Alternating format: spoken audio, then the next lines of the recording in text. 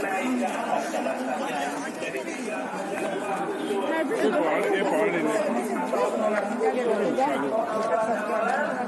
ibadah-ibadah yang lainnya yang harus kita kerjakan itu pagi ini kita harus benar-benar mengikuti sunnah Rasulullah SAW.